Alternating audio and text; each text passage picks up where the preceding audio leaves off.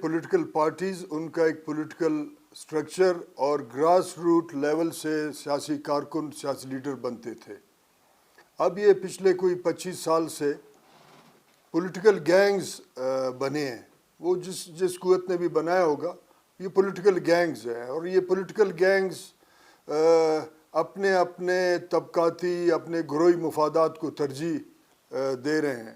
جس طریقے سے آپ دیکھیں کہ صادق سنجرانی ایک عام آدمی تھا, پولیٹیکل پروسیس میں اس کا کوئی بھی کبھی بھی کوئی اس کا کارکردگی نہیں رہا ہے. پہلے تو سینیٹر بنا, کس نے اسے ووٹ دیا, اس کے بعد چیئرمین سینٹ بنا, پاکستان کے اہم ترین عہدہ, اور چیئرمین سینٹ کس کے مقابلے میں بنا؟ رضا ربانی کا. بھلے رضا ربانی کے پارٹی نے جو کچھ کیا, مگر میں ایز پولیٹیکل ورکر یہ کہتا ہوں اس کے بعد عمران خان اور ان کے تمام ساتھیوں نے اس صادق سنجرانی کو باقاعدہ اس کا دفاع بھی کیا, اور اس کو بڑا ایک انٹلیکچوئل اور بڑا ایک پتہ نہیں کیا آدمی کر کے لوگوں کے سامنے رکھا.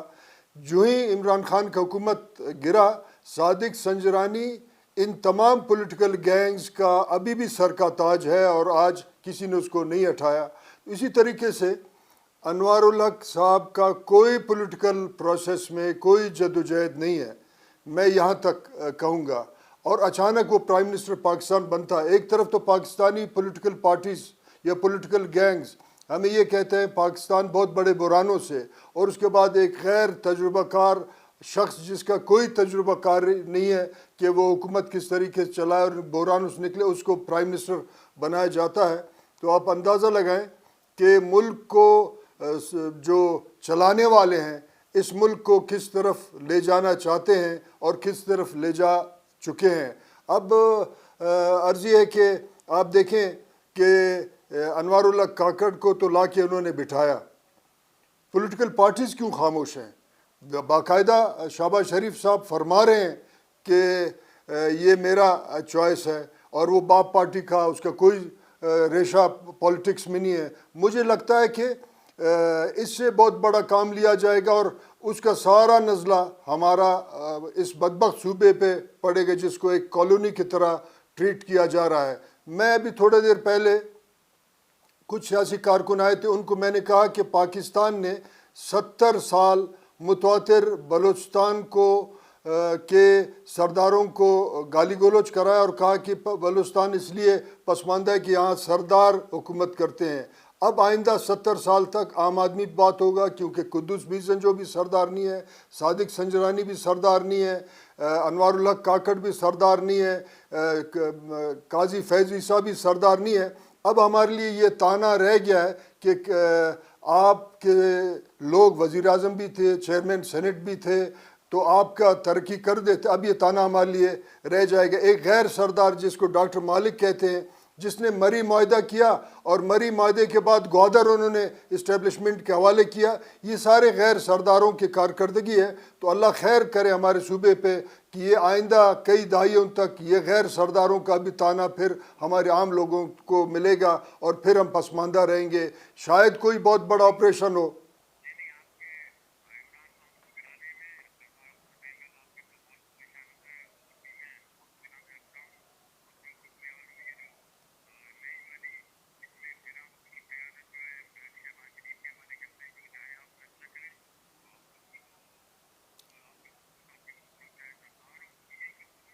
اچھا, آپ کو تھوڑا سا میرے اس بات سے تھوڑا سا ایسا تکلیف ہوا کہ میں تو کسی پارٹی میں نہیں ہوں, کیونکہ جو پولیٹیکل پارٹی اپنے موقف سے ہٹتا ہے میں سمجھتا ہوں کہ وہ کوئی پولیٹیکل پارٹی نہیں ہے. سرداروں نے جو کچھ کیا, سردار اختر مینگل نے, مگر اس کے پس پردہ وہ طاقتور ہاتھ تھا جو حکومتیں بناتا ہے اور حکومتیں گراتا ہے. اس پردہ میں یہ جو پی ڈی ایم کے پارٹی ہیں یہ بھی اس سیاسی جرم کے مرتکب ہوئے ہیں.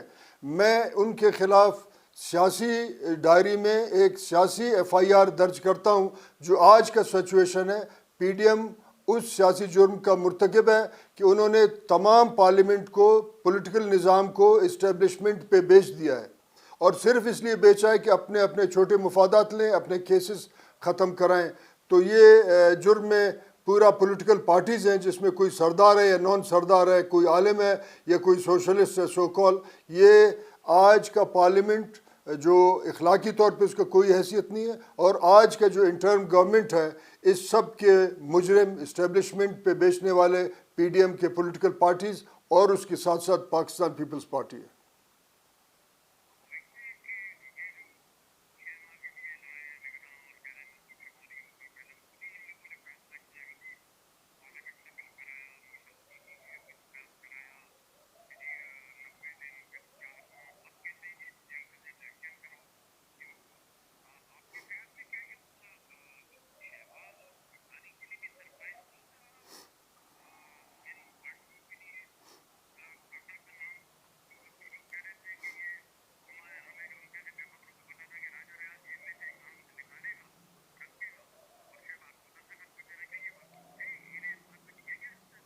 دیکھیں راجہ ریاض نے کچھ دن پہلے کہا مجھ سے کوئی پوچھ ہی نہیں رہا ہے، اس کا تقریر موجود ہے، پھر اچانک وہ کہہ رہا ہے کہ میں نے یہ نام دیا ہے.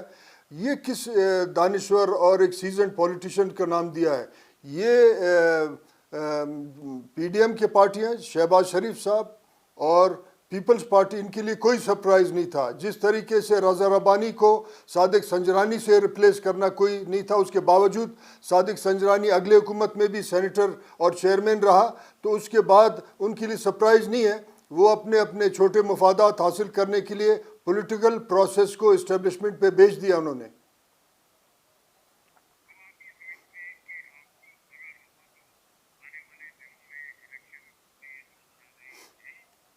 دیکھیں الیکشن کا پروسیس تو بظاہر اگلے ایک سال میں نظر آ رہا ہے، مگر جس طریقے سے پی ٹی آئی کو توڑا گیا ہے اور بلوچستان میں بھی یہاں اسمگلروں کو، غیر پاکستانیوں کو ایک پارٹی میں شامل کیا گیا ہے، یہ سلیکشن کے نشانیاں ہیں. سلیکشن ہوگا الیکشن کے نام پہ.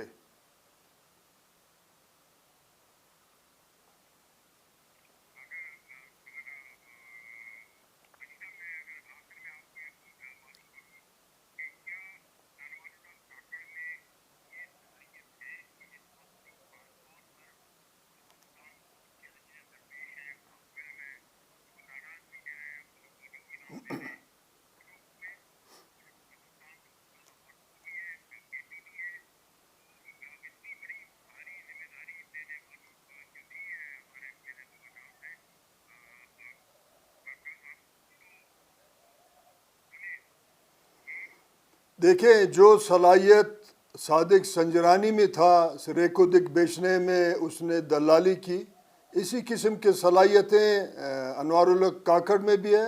اس کو اس قومی سیاسی قبائلی سماج میں اس کا کوئی بڑا حیثیت نہیں ہے، قطع نظر اس کے کہ بلوچستان پہ ظلم جو ہو وہ اپنے آنکھیں بند کرے اور اس ظلم کا جو ہے سیاسی دفاع کرنے کا کوشش کرے. کوئی صلاحیت نہیں ہے اس کا. تانا بلوچ اور یہاں بلوچستان